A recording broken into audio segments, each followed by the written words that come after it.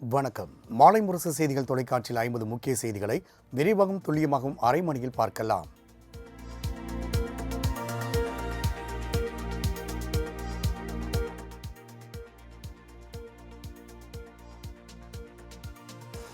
ஸ்டாலின் உத்தரவிட்டுள்ளார். சிவகங்கை மாவட்டம் திருப்புவனத்தில் திருட்டு வழக்கில் விசாரணைக்கு அழைத்துச் செல்லப்பட்ட அஜித்குமார் என்பவர் போலீசார் கொடூரமாக தாக்கியதில் உயிரிழந்தார். இது தொடர்பான வழக்கு விசாரணை சிபிசிஐடிக்கு ஏற்கனவே மாற்றப்பட்ட நிலையில் இவ்வழக்கை சிபிஐக்கு மாற்றி முதலமைச்சர் மு க ஸ்டாலின் உத்தரவிட்டுள்ளார்.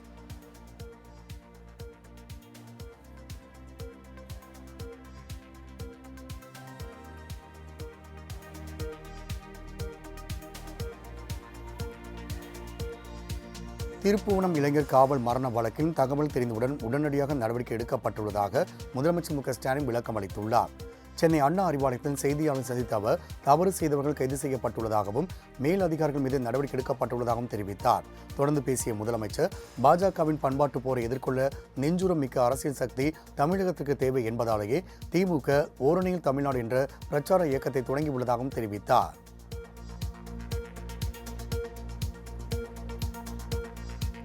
காவலர்கள் தாக்கியதில் உயிரிழந்த திருப்புவனம் அஜித்குமார் குடும்பத்தினரிடம் தொலைபேசியில் தொடர்பு கொண்டு முதலமைச்சர் மு க ஸ்டாலின் ஆறுதல் தெரிவித்தார்.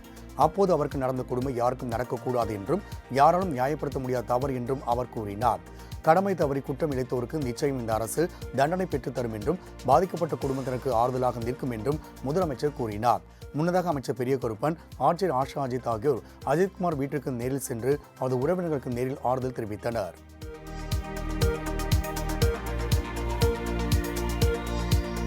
முதலமைச்சரின் தொலைபேசி உரையாடல் அலட்சியத்தின் உச்சம் என இபிஎஸ் விமர்சித்துள்ளார். அவர் விடுத்துள்ள அறிக்கையில் நடக்கக்கூடாது நடந்துருச்சு என்று சொல்ல நான் கூசவில்லையா உங்களுக்கு என காட்டமாக கேள்வி எழுப்பியுள்ளார். இது என்ன முதல் முறை உங்கள் ஆட்சியில் நடந்திருக்கிறதா என்றும் 25வது முறை என்றும் அவர் கூறியுள்ளார். முதல்வரின் பேச்சில் கொஞ்சம் கூட குற்ற உணர்ச்சியே இல்லை என குறிப்பிட்டுள்ள இபிஎஸ் என்ன பண்ணணுமோ பண்ணி கொடுக்க சொல்லேன் என்று சொல்கிறீர்களே, போன அப்பாவி அஜித்குமார் உயிரை திருப்பிக் கொடுக்க முடியுமா என்றும் கேள்விக்கணை தொடுத்துள்ளார்.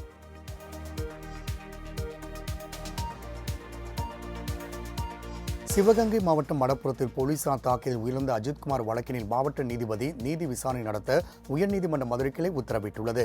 உயர்நீதிமன்ற மதுரை கிளை நடைபெற்று வரும் இவ்வழக்கின் விசாரணை பிற்பகலில் வந்தபோது மதுரை அரசு ராஜாஜி மருத்துவமனை முதல்வர் அருள் சுந்தரேஷ்குமார் அஜித்குமார் பிரேத பரிசோதனை அறிக்கையை தாக்கல் செய்தார். இவ்வறிக்கையை படித்து பார்த்து அதிர்ச்சியடைந்த நீதிபதிகள் பல்வேறு காட்டமான கேள்விகளை எழுப்பினர். உடலின் எந்த ஒரு பாகத்தையும் விட்டு வைக்காமல் அஜித்குமார் தாக்கப்பட்டுள்ளதாகவும் பதவி ஆணவத்தில் காவலர்கள் அஜித்தை கடுமையாக தாக்கியுள்ளதாக நீதிபதிகள் கண்டனம் தெரிவித்தனர். மாநிலம் தன் குடிமகனை கொலை செய்துள்ளதாக நீதிபதிகள் அப்போது வேதனை தெரிவித்தனர். லாக்அப் மரணம் விவகாரத்தில் தவறு செய்தவர்கள் மீது உரிய நடவடிக்கை எடுக்கப்படும் என்று அமைச்சர் தங்கம் தென்னரசு தெரிவித்துள்ளார். விருதுநகர் மாவட்டம் மல்லாங்கிணறு கிராமத்தில் உள்ள அவரது இல்லத்தில் செய்தியாளர் சந்தித்த அவர் லாக்அப் மரணம் குறித்து உரிய விசாரணை நடத்தப்பட்டு வருவதாக கூறினார். விஜய் பிரச்சாரத்தை தொடங்கிய பின் அதனை திமுக பிரச்சாரத்தில் எதிர்கொள்ளும் என்றும் கூறிய அமைச்சர் பாசிச பாஜகவின் கோரப்பிடியில் தமிழ்நாடு சிக்கிவிடக்கூடாது என திட்டவட்டமாக தெரிவித்தார்.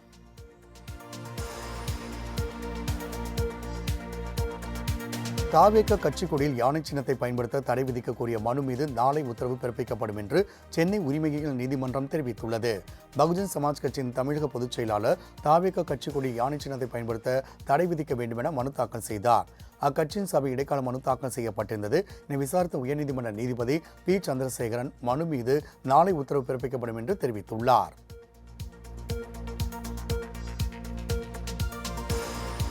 திமுக கூட்டணியில் எந்த ஓட்டையும் இல்லாது என்று அமைச்சர் கே என் நேரு தெரிவித்துள்ளார். கடலூர் காடாம்புலியூர் நடைபெற்ற பாகநிலை முகவர்கள் கூட்டத்தில் அமைச்சர் கே என் நேரு பங்கேற்று பல்வேறு ஆலோசனைகளை வழங்கினார். தொடர்ந்து கூட்டத்தில் பேசிய அவர் திமுக கூட்டணி ஓட்டை விழுமா என வாயை திறந்து பார்த்துக் கொண்டிருக்கும் அதிமுகவில் தான் ஓட்டை உடைசல் உள்ளதாக விமர்சித்தார். அதிமுக பலவீனமாகிவிட்டதாக கூறிய அவர் வரும் சட்டமன்ற தேர்தல் மட்டுமல்லாமல் அடுத்த 25 ஆண்டுகளுக்கும் தமிழ்நாட்டில் திமுக தான் ஆட்சி புரியும் என்றார்.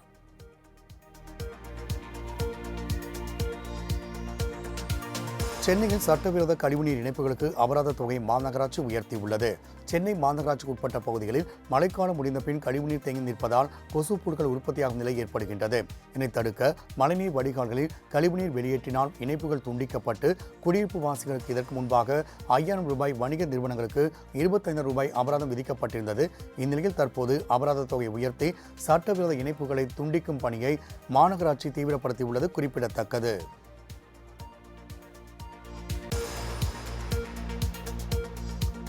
சேலம், தருமபுரி, கிருஷ்ணகிரி போன்ற பின்தங்கிய மாவட்டங்களுக்கு 2346 இடைநிலை ஆசிரியர்கள் நியமிக்க இருப்பதாக பள்ளிக் கல்வித்துறை அமைச்சர் அன்பில் மகேஷ் பொய்யாமொழி தெரிவித்துள்ளார். ஓமலூர் அருகே நடைபெற்ற அரசு பள்ளி தலைமை ஆசிரியர்களுக்கான அடைவுத் தேர்வு சார்ந்த ஆய்வுக் கூட்டத்தில் பங்கேற்று பேசிய அவர் இதனை தெரிவித்தார். மாணவர்களின் அடைவுத் தேர்வில் சேலம் மாவட்டம் பின்தங்கிய நிலையில் உள்ளதால் தலைமை ஆசிரியர்கள் கூடுதல் கவனம் செலுத்தி இதனை சரி செய்ய வேண்டும் என்றும் அறிவுறுத்தினார்.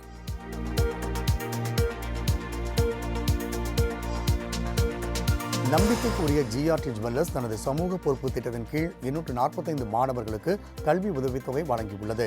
தென்னிந்தியாவில் 64 மற்றும் சிங்கப்பூரில் 1 என 65 கிளைகளை கொண்டது ஜிஆர்டி ஜுவல்லர்ஸ் நிறுவனம். தங்கம், வைரம், பிளாட்டினம், வெள்ளி உட்பட ரத்தின நகைகளை வாங்க இங்கு நம்பிக்கையுடன் மக்கள் வருகின்றனர். இந்நிறுவனம் 1,31,00,000 மதிப்பில் கல்வி உதவித்தொகை வழங்கியுள்ளது.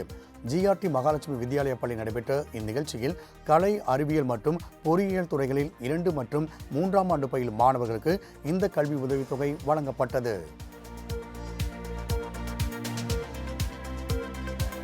கள்ளக்குறிச்சி அருகே டீசல் நிலையில் ஏற்பட்ட லாரி திடீரென வெடித்து தீப்பற்றியதில் ஒருவர் உடல் கருகி உயிரிழந்தார். துருகம் சாலையில் உள்ள மெக்கானிக் கடையில் அண்ணாதுரை என்பவர் டாரஸ் லாரி பழுது நீக்க கோரியிருந்தார். அப்போது கடையில் வேலை பார்த்த சிவா மற்றும் குமார் ஆகியோர் லாரியில் பழுது நீக்கும் பணியில் ஈடுபட்ட போது திடீரென டீசல் டேங்க் வெடித்தது. இது சிவா மீது தீப்பற்றி இருந்ததை தொடர்ந்து அவர் சேலம் அரசு மருத்துவமனை அனுமதிக்கப்பட்ட நிலையில் சிகிச்சை பலனின்றி உயிரிழந்தார்.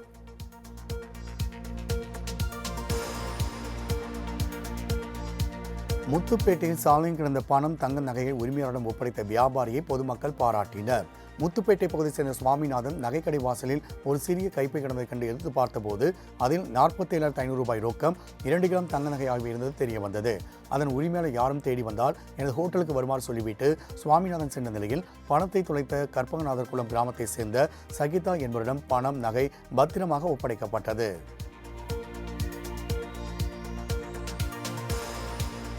கோவை மாவட்டம் அன்னூர் அருகே இரவு நேரங்களில் ஆயுதங்களுடன் நடமாடிய மர்ம நபர்கள் ராமநாதபுரம் மாவட்ட குற்றவியல் போலீசார் என்பது தெரிய வந்துள்ளது. ராமநாதபுரம் மாவட்டம் டவுன் பஜார் காவல் நிலைய பகுதியில் கொலை முயற்சி வழக்கில் தொடர்புடைய நபர்களை பிடிப்பதற்காக கோவை மாவட்டம் குறும்பாளையம் வையாபுரி நகர் பகுதியில் குற்றவியல் பிரிவு போலீசார் கண்காணிப்பு பணியில் ஈடுபட்டிருந்தனர்.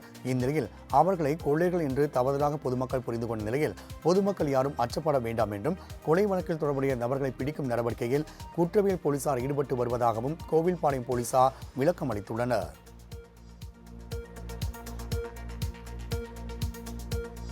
திருச்சி மாவட்டம் சமயபுரம் அருகே பேருந்து மீது லாரி மோதி விபத்திற்குள்ளானது. சென்னையிலிருந்து திருச்சி நோக்கி சென்று வந்த லாரி முன்னாள் கிரேன் உதவியோடு இழுத்துச் செல்லப்பட்ட தனியார் கல்லூரி பேருந்து மீது மோதியதில் நிலை தடுமாறி அருகே வந்த மினி லாரி மீது மோதி விபத்திற்குள்ளானது. இதில் லாரி மற்றும் பேருந்து பலத்த சேதமடைந்த நிலையில் லாரி ஓட்டுநர் படுகாயமடைந்தார்.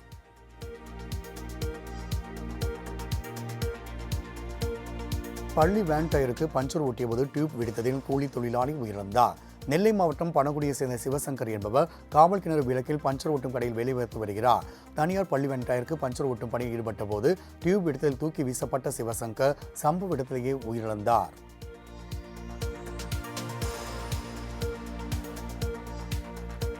காஞ்சிபுரத்தை சேர்ந்த பிரபல ரவுடி பொய்யாகுளம் தியாகுவை குண்டர் தடுப்பு சட்டத்தின் கீழ் அடைக்க மாவட்ட ஆட்சியர் கலைச்செல்வி உத்தரவிட்டுள்ளார்.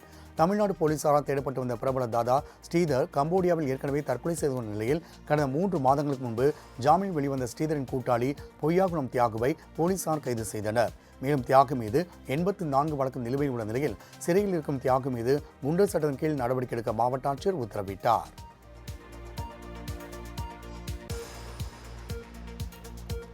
வந்தவாசி அருகே மகிஷாசுரமர்தினி அலங்காரத்தில் காட்சியளித்த வராகி அம்மனை ஏராளமான பக்தர்கள் தரிசனம் செய்தனர்.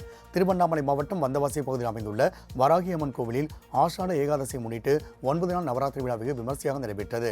வராகி அம்மனுக்கு சிறப்பு அலங்காரம் செய்யப்பட்டு மகிஷாசுரமர்தினி அலங்காரத்தில் பக்தர்களுக்கு காட்சியளித்தார். இதில் வந்தவாசி சுற்றியுள்ள பல்வேறு கிராமங்களைச் சேர்ந்த ஏராளமான பக்தர்கள் கலந்து கொண்டு வராகி அம்மனை தரிசனம் செய்தனர்.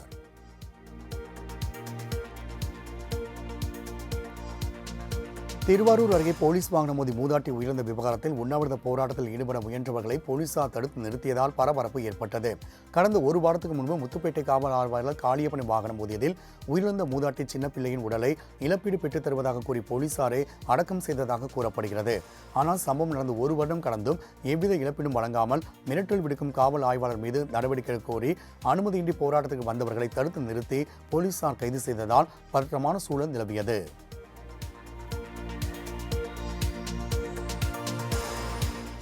சென்னை பூந்தமல்லி அருகே அரசு பேருந்தில் பள்ளி மாணவர்கள் படிக்கட்டில் தொங்கியபடி ஆபத்தான பயணம் மேற்கொண்ட வீடியோ சமூக வலைதளத்தில் வைரலாகி வருகிறது. பூந்தமல்லியிலிருந்து தாம்பரம் செல்லக்கூடிய அரசு பேருந்தில் பள்ளி மாணவர்கள் சிலர் படிக்கட்டில் தொங்கியபடியும் கால்களை தரையில் தேய்த்துக் கொண்டும் பயணம் மேற்கொண்டது பேருந்தில் இருந்தோரை அச்சத்தில் ஆழ்த்தியது. இவ்வீடியோ வைரலாகிய நிலையில் சாகசம் என நினைத்து ஆபத்தை உணராமல் செயல்படும் மாணவர்களுக்கு பெற்றோர் உரிய அறிவுரை வழங்கி நல்வழிப்படுத்த வேண்டும் என கோரிக்கை வலுத்துள்ளது.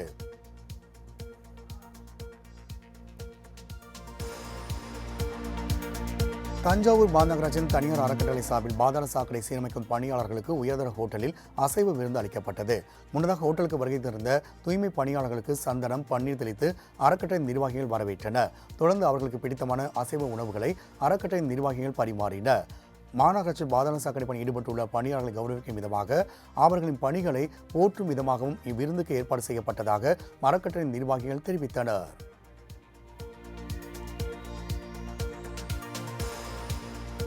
ராமநாதபுரம் மாவட்டம் திருவாடனை அருகே எல்லை பிரச்சனையால் இறந்தவரின் உடலை மயானத்தில் அடக்கம் செய்வதற்கு பக்கத்து கிராமத்தில் எதிர்ப்பு தெரிவித்ததால் பரபரப்பு ஏற்பட்டது. அரியப்பூ வயல் கிராமத்தை சேர்ந்த ஆரோக்கியசாமி மகன் லீவன்ராஜ் புதுக்கோட்டையில் கடந்த 2 தினங்களுக்கு முன்பு தற்கொலை செய்து கொண்டதை அடுத்து நேற்று மாலை அவரின் உடல் உறவினரிடம் ஒப்படைக்கப்பட்டது. இந்நிலையில் லீவன்ராஜின் உடலை அடக்கம் செய்ய சென்றபோது பழங்குளம் கிராமத்தை சேர்ந்த சிலர் இந்த இடம் தங்களது கண்மாய் உபரிநீர் செல்லக்கூடிய வரத்து கால்வாய் என கூறி உடலை அடக்கம் செய்ய விடாமல் தடுத்தனர். அவரிடம் வட்டாட்சி நடத்திய சமரச பேச்சுவார்த்தை தொடர்ந்து இறந்தவரின் உடல் நல்லடக்கம் செய்யப்பட்டது.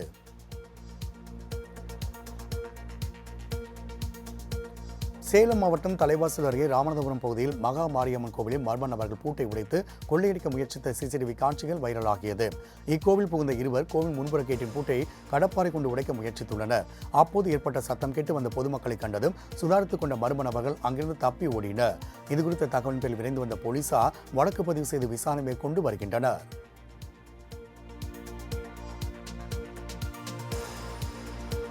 அரியலூர் மாவட்டம் இடையக்குறிச்சி அருகே திருமணம் நடைபெறவிருந்த நிலையில் சாலை விபத்தில் இளைஞர் உயிரிழந்த சம்பவம் அப்பகுதியில் பெரும் சோகத்தை ஏற்படுத்தியது.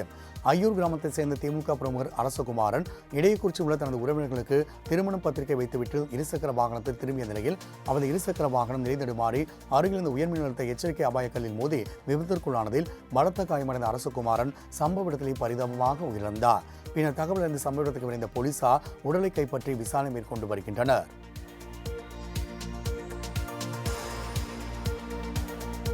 திருவண்ணாமலை ஒரே நாளில் வெவ்வேறு இடங்களில் அரங்கேறிய கொலை சம்பவத்தால் பொதுமக்கள் அச்சமடைந்துள்ளனர். திருவண்ணாமலை அப்துல் ரசாக் தெருவில் சுனில் என்ற நண்பர் தன் நம்பர் வந்து கொண்ட போது அவளை பின்தொடர்ந்து வந்த மர்ம நபர்கள் சுனிலை கத்தியால் குத்தி தப்பி ஓடினர். இதில் பலத்த காயமடைந்த சுனில் மருத்துவமனையில் சிகிச்சை பலனின்றி உயிரிழந்தார்.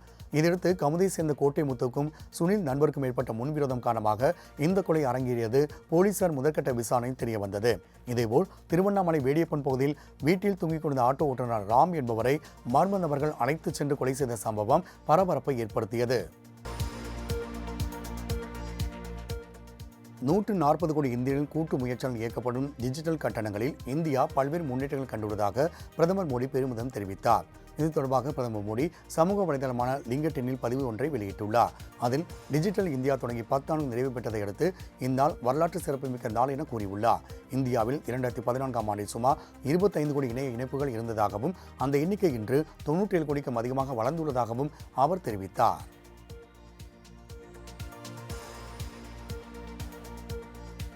பீகார் மாநிலத்தில் சீதையின் பிறப்பிடமாக கருதப்படும் சீதா மார்கி மாவட்டத்தில் உள்ள புனித தலன் மேம்பாட்டிற்காக 882 கோடி ரூபாய் அளவிலான வளர்ச்சி திட்டங்களுக்கு அம்மாநில அமைச்சரவை ஒப்புதல் வழங்கியுள்ளது. இதுகுறித்து எக்ஸ் தளத்தில் பதிவிட்டுள்ள முதலமைச்சர் நிதிஷ்குமார், புனோரா தாமில் பிரம்மாண்டமான கோவிலும் மற்ற கட்டுமான பணி விரைவில் தொடங்கப்படும் என்று அறிவித்துள்ளார். இந்நிலையில் பீகாரின் சுற்றுலாத்துறை அமைச்சகம் வெளியிட்டுள்ள அறிக்கையில் 137 கோடி ரூபாய் செலவில் பழைய புனோரா தாம் ஜானகி கோவில் புதுப்பிக்கப்படும் என்றும் 728 கோடி ரூபாயில் செலவில் அந்த கோவிலை சுற்றியுள்ள பகுதிகள் அனைத்தும் சுற்றுலா தலங்களாக மேம்படுத்தப்படும் என்றும் தெரிவிக்கப்பட்டுள்ளது.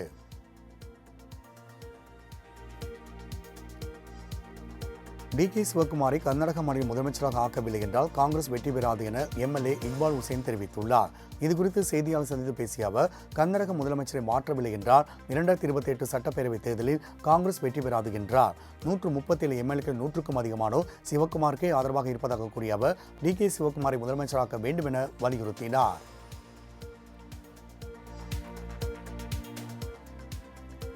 ஒடிசாவில் நடைபெற்ற குறைதீர் கூட்டத்தில் மாநகராட்சியின் கூடுதல் ஆணையர் தாக்கப்பட்ட சம்பவம் பரபரப்பை ஏற்படுத்தியது.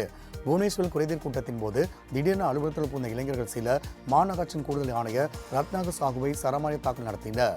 மேலும் அவரை அடித்து உதைத்து தரதரவனை இழுத்து அலுவலகத்துக்கு வெளியே சென்றனர். இதை ஒருவர் வீடியோவாக பதிவு செய்து சமூக வலைதளத்தில் வெளியிட்டுள்ளார். இந்த வீடியோ தற்போது இணையத்தில் வேகமாக பரவி வருகிறது. இந்த தாக்குதலை கண்டித்து ஊழியர்கள் அலுவலக வளாகத்திற்குள்ளேயே உள்ளிருப்பு போராட்டத்தை நடத்தினர். இமாச்சல பிரதேசத்தில் கனமழையினால் ஏற்பட்ட வெள்ளத்தில் சிக்கி ஒருவர் உயிர்ந்த நிலையில் 13 பேர் மாயமாகி உள்ளனர். மேகவெடிப்பு காரணமாக மண்டி மாவட்டத்தை வெளுத்து வாங்கிய கனமழையினால் வெள்ளம் பெருக்கெடுத்து ஓடியது. இதில் கர்ஜோக் பகுதியில் ஒருவர் பலியான நிலையில் சுமார் 13 பேர் வெள்ளத்தில் அடித்துச் செல்லப்பட்டதாக கூறப்படுகின்றது. தொடர்ந்து பெய்து வரும் கனமழையினால் கால்நடைகள், வாகனங்கள் ஆகியவை வெள்ளத்தில் அடித்துச் செல்லப்பட்டதோடு அங்குள்ள பல கிராமங்களின் வீடுகள் மற்றும் சாலைகள் பலத்த சேதமடைந்துள்ளதாக தெரிவிக்கப்பட்டுள்ளது. அங்குள்ள மக்கள் ஏராளமானோர் தங்கள் வீடுகளை விட்டு வெளியேற்றப்பட்டு பாதுகாப்பான இடங்களில் தங்க வைக்கப்பட்டுள்ளனர்.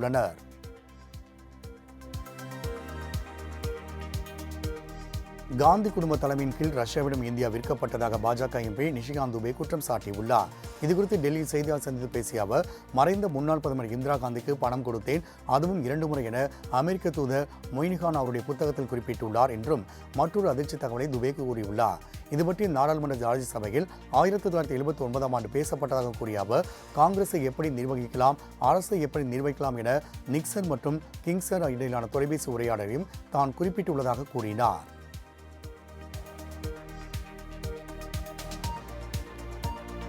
வயநாடு அருகே 10க்கும் மேற்பட்ட கால்நடைகளை வேட்டையாடி கொண்ட சிறுத்தையை வனத்துறையினர் கூண்டில் சிக்கியது. நம்பியார்குண்டு மற்றும் அதன் சுற்றுவட்டார பகுதியில் உலா வரும் சிறுத்தை 10க்கும் மேற்பட்ட ஆடுகளை வேட்டையாடி கொன்றது. இதையடுத்து வனத்துறையினர் சிறுத்தையை கூண்டு வைத்து பிடிக்கும் முயற்சியில் ஈடுபட்டனர். இந்நிலையில் குடியிருப்பின் அருகே வைக்கப்பட்டிருந்த கூண்டிற்குள் சிறுத்தை சிக்கியது.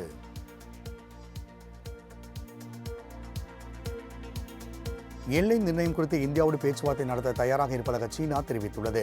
சீனாவில் சமீபத்தில் நடந்த ஷாங்காய் ஒத்துழைப்பு அமைப்பு பாதுகாப்பு அமைச்சர் கூட்டத்தில் பங்கேற்ற மத்திய பாதுகாப்புத்துறை அமைச்சர் ராஜ்நாத் சிங் சீன அமைச்சர் டோங் ஜூனுடன் இருதரப்பு பேச்சுவார்த்தை நடத்தினார். அப்போது எல்லை பிரச்சினை தீர்க்கவும் இரு நாட்டு உறவை மேம்படுத்தவும் 4 அம்ச திட்டங்களை ராஜ்நாத் பரிந்துரைத்தார். இந்நிலையில் இந்தியாவுடன் எல்லை பிரச்சினை தொடர்பாக பேச்சுவார்த்தை நடத்த தயாராக இருப்பதாக சீன வெளியுறவுத்துறை அமைச்சர் செய்தி தொடர்பாளர் மவோ நிங் தெரிவித்துள்ளார்.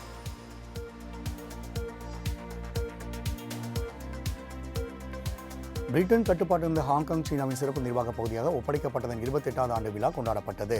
அப்போது சீனா மற்றும் ஹாங்காங் கொடிகள் ஏற்றப்பட்டு மரியாதை செலுத்தப்பட்டது. தொடர்ந்து நடைபெற்ற முப்படை அணிவகுப்பின் ஒரு பகுதியாக ஹெலிகாப்டரில் கட்டப்பட்ட கொடிகளும் வானில் பறக்கவிட்டபடி கொண்டு செல்லப்பட்டன.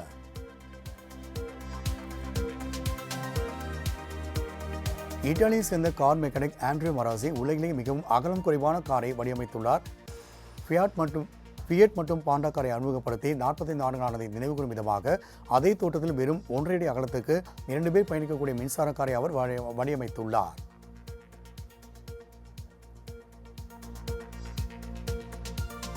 ஈரானால் சில மாதங்களிலேயே யுரேனியம் செறிவூட்டலை மீண்டும் தொடங்க முடியும் என சர்வதேச அணுசக்தி முகமையின் தலைவர் ரஃபேல் குரோசி தெரிவித்துள்ளார். ஈரான் மீதான தாக்குதல் குறித்து பென்டகன் பாதுகாப்பு அமைப்புக்கும் அமெரிக்க அதிபர் ட்ரம்புக்கும் இடையே கருத்து வேறுபாடு ஏற்பட்டது. இந்த கருத்து வேறுபாடு குறித்து பேசிய ரஃபேல் கரோசி, ஈரான் நினைத்தால் சில மாதங்களில் அல்லது அதைவிட குறைவான காலத்திலேயே செறிவூட்டப்பட்ட யுரேனியத்தை உற்பத்தி செய்ய முடியும் என தெரிவித்தார்.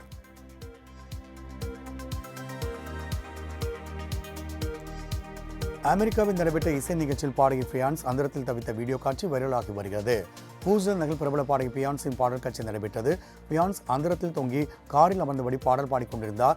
அப்போது தொழில்நுட்ப கோளாறு ஏற்பட்டதால் பியான்ஸ் அந்தரத்தில் சிக்கிக் கொண்டார் என ரசிகர்கள் பியான்ஸை காப்பாற்றும்படி கூச்சலிட்டனர். தொடர்ந்து தொழில்நுட்ப கோளாறு சரி செய்யப்பட்டு பாடகி பியான்ஸ் பத்திரமாக தரையிறக்கப்பட்டார்.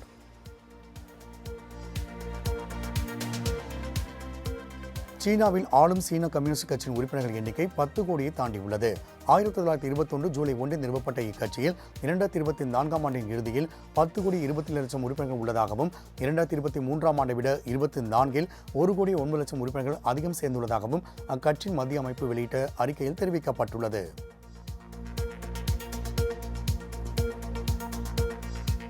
பிரேசில் ரியோ டி ஜெனீரோ நகரில் 2018ஆம் ஆண்டு ஏற்பட்ட பெரும் தீ விபத்தில் கடுமையாக சேதமடைந்த தேசிய அருங்காட்சியக கட்டடம் சீரமைக்கப்பட்டு மீண்டும் திறக்கப்பட்டது. 1818 அமைக்கப்பட்ட அந்த அருங்காட்சியகத்திற்கு வெளியே மஞ்சள் நிற முகப்பு மட்டுமே எஞ்சிய நிலையில் தொல்பொருள் கண்டுபிடிப்புகள் முதல் வரலாற்று நினைவுப் பொருள் வரை பெரும்பாலான அரிய சேகரிப்பு தீயில் கருகின. எகிப்திய கலைப்பொருட்கள், பிரேசில் கண்டெடுக்கப்பட்ட பழமையான மனித புதை வடிவம் உள்ளிட்டவையும் அங்கு காட்சிக்கு வைக்கப்பட்டது குறிப்பிடத்தக்கது.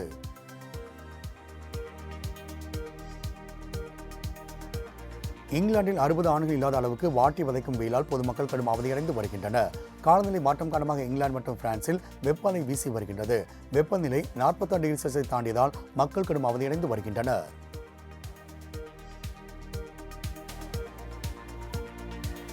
போன் பேச்சு கசிவு தொடர்பாக தாய்லாந்து பிரதமர் ஷினவத்ராவை அந்நாட்டு அரசியல் சாசன நீதிமன்றம் பிரதமர் பதவியிலிருந்து சஸ்பெண்ட் செய்து உத்தரவிட்டுள்ளது.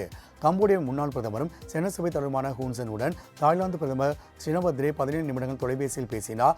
அப்போது பிரதமர் ஷினவத்ரே தாய்லாந்து ராணுவ தளபதியை எதிரி என்றும் பயனற்றவை பேசுவதாகவும் கூறியிருந்தார். இந்த உரையாடல் கசிந்தன. இந்த விவரம் தொடர்பாக தொடரப்பட்ட வழக்கை விசாரித்த தாய்லாந்தின் அரசியல் சாசன நீதிமன்றம் ஷினவத்ரா நெறிமுறைகள் மீறியதாக குற்றம் சாட்டி தொடர்ந்து விசாரிக்கப்பட இருப்பதால் பிரதமர் பதவியை சஸ்பெண்ட் செய்து உத்தரவிட்டது.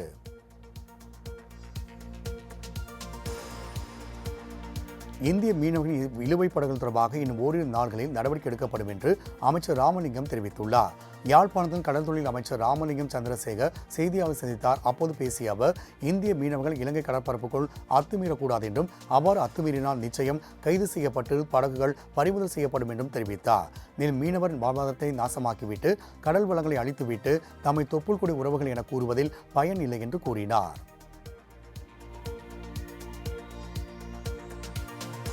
மியான்மரில் ஏற்பட்ட நிலநடுக்கம் ரிக்டர் அளவுகோலில் 4.2 பதிவாகியுள்ளது. மியான்மரில் திடீரென நிலநடுக்கம் ஏற்பட்டது. இந்த நிலநடுக்கம் ரிக்டர் அளவுகோலில் 4.2 பதிவானதாக தேசிய நில அதிர்வு மையம் தெரிவித்துள்ளது. 135 கிலோமீட்டர் ஆழத்தில் ஏற்பட்ட இந்த நிலநடுக்கம் 24.92 டிகிரி வடக்கு அட்சரேகையிலும் 95.39 டிகிரி கிழக்கு தீர்க்கரையிலும் இருக்கும் என்று முதலில் தீர்மானிக்கப்பட்டது.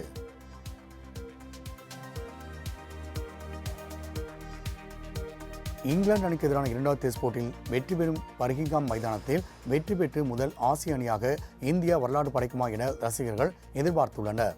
இவ்விரு அணிகள் எதிரான 2வது போட்டி பர்மிங்ஹாமில் இன்று தொடங்க உள்ளது. இப்போட்டியில் வெற்றி பெற இரு அணிகளும் கடுமையாக தயாராகி வருகின்றன.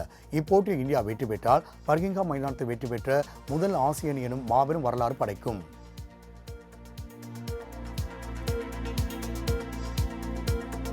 ஐசிசி T20 பேட்டிங் தரவரிசை இந்திய அணியின் துணை கேப்டன் ஸ்மிருதி மந்தனா 3வது இடத்துக்கு முன்னேறியுள்ளார். அண்மையில் இங்கிலாந்துக்கு எதிரான முதல் T20 போட்டியில் ஸ்மிருதி மந்தனா சர்வதேச T20 போட்டியில் அவரது முதல் சதத்தை பதிவு செய்தார். இப்போட்டியில் அவர் 62 பந்தில் 112 ரன்கள் அடித்து அசத்தினார். அதிரடி விளையாடிய அசத்தின் மூலமாக பேட்டிங் தரவரிசையில் முன்னேற்றம் கண்டுள்ளார்.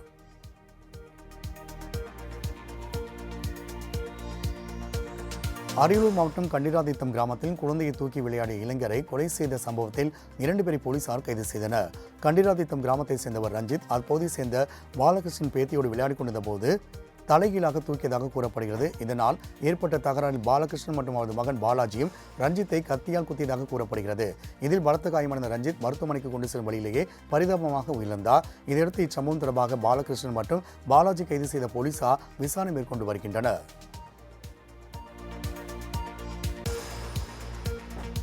திண்டுக்கல் அருகே மாந்தோப்பை அழித்து இரவு பகலாக செம்மண் கொலை ஈடுபடும் நபர்கள் மீது கடும் நடவடிக்கை எடுக்க வேண்டும் என கோரிக்கை எழுந்துள்ளது. திண்டுக்கல் மாவட்டம் ஆத்தூர் அருகே அரசு வனப்பகுதி மற்றும் விவசாய நிலங்கள் என 80 ஏக்கர் மாந்தோப்பை அழித்து இரவு பகலாக JCB பொக்லைன் இயந்திரம் கொண்டு டிப்பர் லாரி மூலமாக செம்மண் கொலை சம்பவம் அரங்கேறி வருகின்றது. இந்நிலையில் யானைகள் இறங்கும் பகுதியில் செம்மண் கொலை ஈடுபடுவதால் ஊருக்குள் யானைகள் புகுந்துவிடும் என்று அச்சத்தில் உள்ள கிராம மக்கள் கொலையில் ஈடுபடும் நபர்கள் மீது உரிய நடவடிக்கை எடுக்க வேண்டும் என்று கோரிக்கை விடுத்துள்ளனர். புதுக்கோட்டை மாவட்டம் அன்னவாசல் அருகே குப்பைகள் எடுத்தபோது வெளியேற தீப்பொறி பட்டதில் 6க்கும் மேற்பட்ட கூரை வீடுகள் பற்றி எரிந்தன. மெய்வெளிச்சாலையில் மெய்த மதத்தை தழுவிய நூற்றுக்கணக்கானோர் வசித்து வருகின்றனர். இந்நிலையில் இவரின் குடியிருப்பு அருகில் உள்ள குளக்கரையில் சேர்ந்து கிடந்த குப்பை கழிவுகளை எரித்ததாக கூறப்படுகிறது.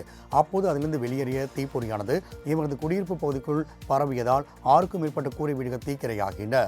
தகவல் அறிந்து சம்பவத்துக்கு வந்த தீயணைப்புத் துறையினர் பல மணி நேரம் போராடி தீயை கட்டுக்குள் கொண்டு வந்தனர்.